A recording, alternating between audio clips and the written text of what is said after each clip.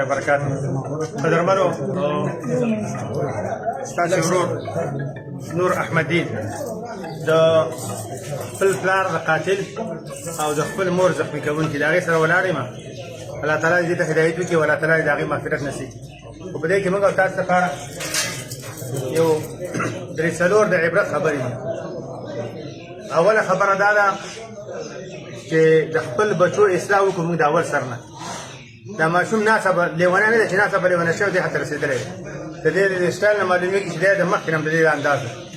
موږ دا نه وو هغې پلار مړ دی کېدای شي هغې به کوشش کړی وسې پرې نه رسېدلی، خو زموږ او تاسو لپاره فدا عبرت دی چې د خپلو بچو موږ معلومات کوو، د هغې احوال اخلو او د هغې تربیت وکړو، هغه دیني مدرسو له لېږو، هغه جوماتونو کې عالمانو سره کښېنو، قاریانو سره کښېنو چې د هغې کم از کم هغه تربیت ښه وشي او هغه قرآن او دین سره پوه شي. اوله دویمه خبره دا ده د موبایل او د ټیک ټاک دې زموږ د ماشومانو زندګي تباه کړله او دا ورځې الله زموږ او تاسو د ملک او د ټول حفاظت وکړي.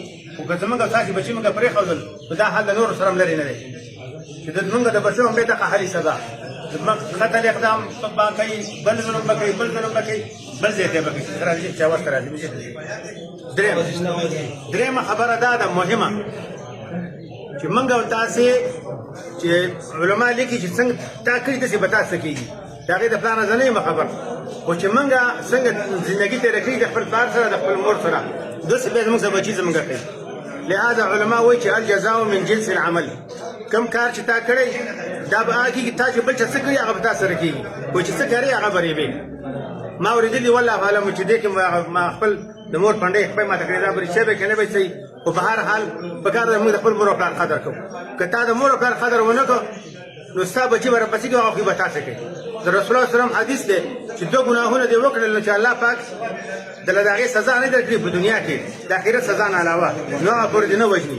یو چې ظلم دې وکړه، ظلم دې وکړو نو د هغې بدله چې الله نه درکړي هغه پورې دې نه وژني. او یو چې د صله رحمي خطا کړله نو چې هغه پورې چې الله تعالی دله سزا نه درکړي نو هغه پورې دې وژني. لهذا خپل مور او پلار قدر کوئ، که د ستاسې بچي هم راغټ شي هغه خبره مه کوئ.